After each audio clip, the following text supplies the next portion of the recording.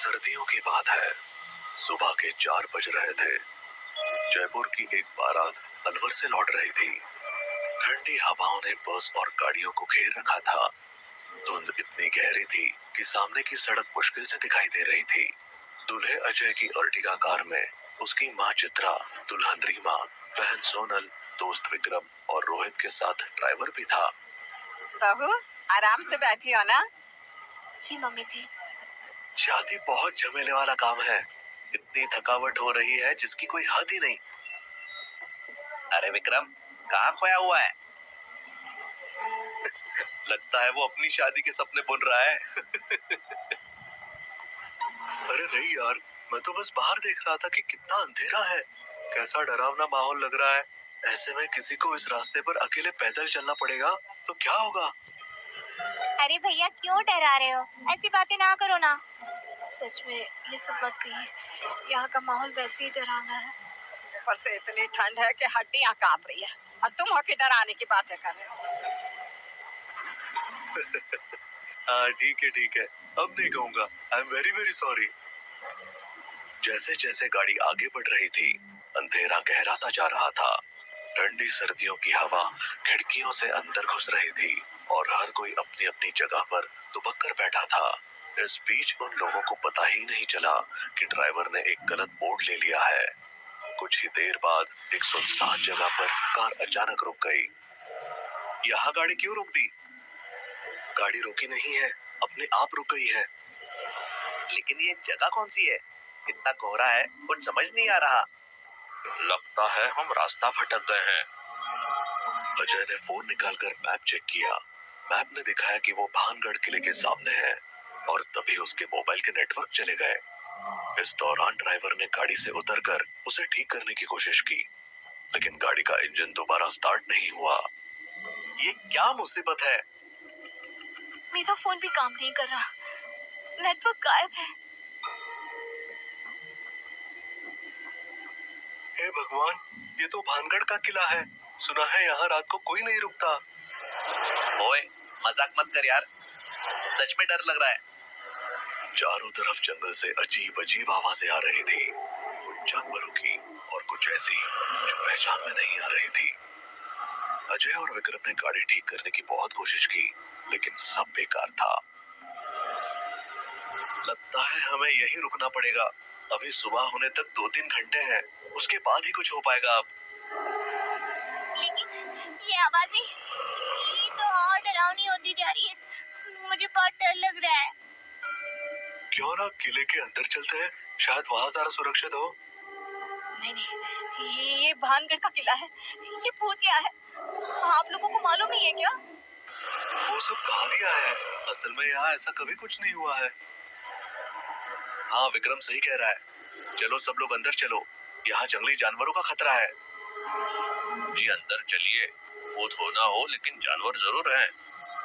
वो लोग उसकी बात मानने को तैयार ही नहीं थे, पर तभी कहीं दूर से भेड़िए की आवाज आई और सब फौरन अंदर पहुंच गए।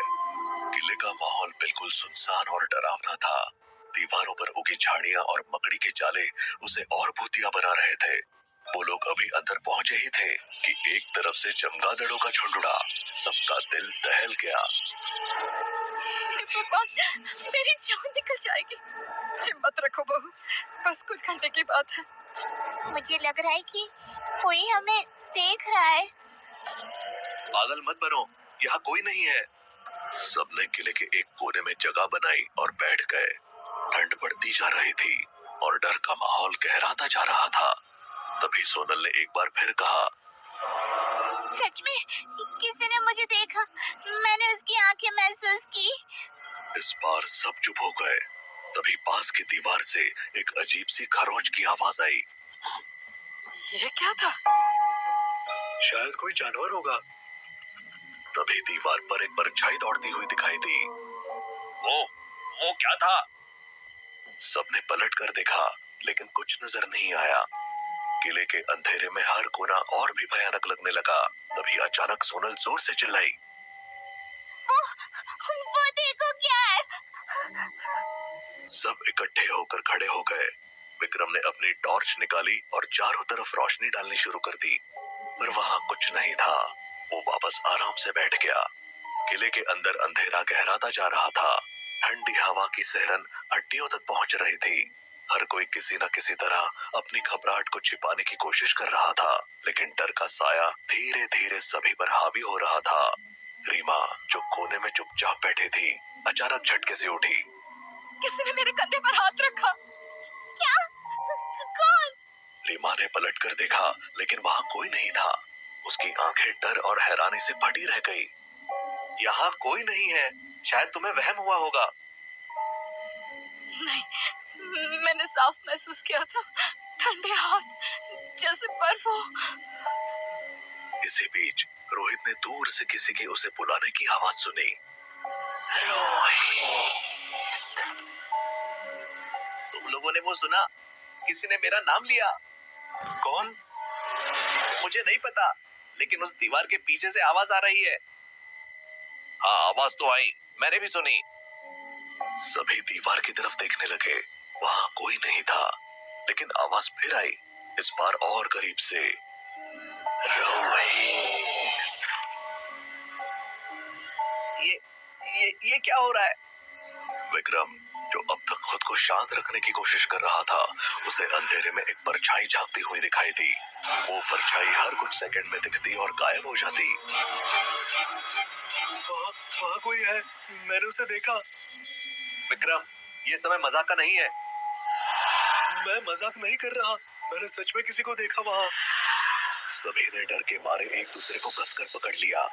अब सबको लगने लगा कि उनसे बहुत बड़ी गलती हो गई है। हमसे गलती हो गई जो यहाँ आ गए। हमें तुरंत यहाँ से निकलना चाहिए। सबने सहमति में सिर हिलाया और बाहर जाने का रास्ता ढूंढने लगे। लेकिन जब वो उस जगह पहुंचे जहाँ से अंदर आए थे, तो बाहर जाने का रास्ता गायब हो चुका था। किला एक भूल भुलैया में बन चुका था। बाहर कैसे जाए हम? रास्ता कहाँ गया? ये कैसे हो सकता है? तभी उनकी नजर किले की दीवार पर पड़ी। वहां एक पत्थर का शिलालेख टंगा हुआ था। उस पर लिखा था, यहाँ राजकुमारी रत्नावती का वास था, जिसे उसकी शादी वाले दिन छल से मारा गया था। उसकी आत्मा आज भी यहाँ भटकती है। ये क्या है? क्या ये सच है? यहाँ कुछ भी हो सकता है। तभी एक भारी कदमों की आवाज आने लगी, जैसे कोई लोहे की चप्पल पहनकर चल रहा हो। ये आवाज कहाँ से आ रही है? दीवार के पीछे से एक परछाई उभरी। सभी ने देखा कि एक सुंदर स्त्री सामने खड़ी थी। उसके लंबे बाल और सफेद कपड़े हवा में लहरा रहे थे। उसकी आंखों में गुस्सा भरा हुआ था। तुम लोग मेरी जगह क्यों आए? ये किला मेरा है। सबके रोंगटे खड़े हो गए।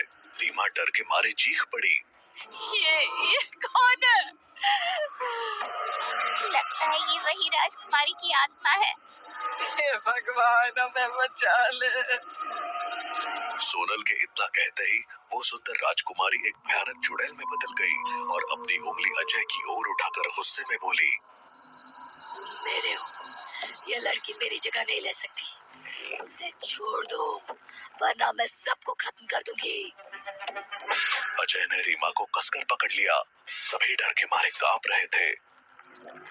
अजय, अजय कुछ करो, मुझे बहुत डर लग रहा है। मैं शादी तुझसे करूंगी, वरना यहाँ से कोई जिंदा नहीं जाएगा। राजकुमारी ने एक चीख मारी और अचानक दीवार हिलने लगी। उसकी भयानक चीख ने पूरे किले को हिला दिया था। अचानक ड्राइवर हवा में उठ गया। बचाओ, मुझे नीचे उतारो। लेकिन राजकुमारी ने उसे जोर से दीवार पर फेंक दिया। उसकी गर्दन टूट चुकी थी और वो वहीं मर गया। खून दीवार पर फैलने लगा। सब बुरी तरह चीख रहे थे और तभी रोहित को महसूस हुआ कि कोई उसे खींच रहा है। कोई मुझे पकड़ रहा है। अजय, बचाओ। लेकिन वो दीवार के पार खींचता चला गया और अचानक गायब हो गया। उसकी चीखें किले में गूंजती रही और फिर एक भयानक सन्नाटा छा गया। अब विक्रम को ऐसा महसूस हुआ जैसे कोई उसके सीने पर भारी पत्थर रख रहा हो। मुझे सांस नहीं आ रही, कोई मुझे बचाओ। वो दर्द से तड़पते हुए नीचे गिर पड़ा। उसकी आंखें लाल हो गई और कुछ ही पलों में उसकी सांसें थम गई। हमें छोड़ दो।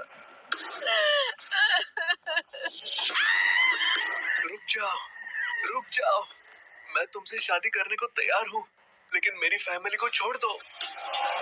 तुम्हारा ये निर्णय तुम्हें बचा सकता है, लेकिन तेरी ये पुरानी दुल्हन अब मेरी बंधक रहेगी।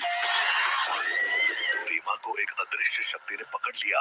वो चिल्लाई, लेकिन कोई फायदा नहीं हुआ। राजकुमारी ने शादी की रस्में शुरू करवाई। जल्दी करो, सिंदूर लाओ, मंगलसूत्र लाओ। लेकिन अजय चुपके से अपनी जेब से गंगाजल निकालने की योजना बना रहा था। जैसे ही राजकुमारी ने सिंदूर की मांग की, अजय ने फुर्ती से गंगाजल उसकी ओर छिड़क दिया। तेरी सारी शक्ति खत्म हो जाएगी।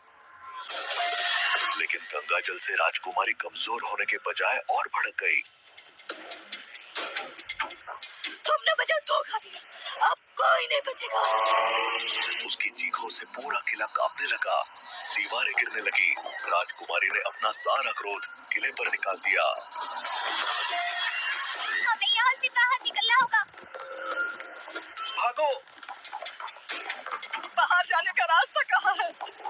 सब बाहर जाने का रास्ता ढूंढ रहे थे, लेकिन पूरा किला अचानक ढह गया और सब दबकर मारे गए।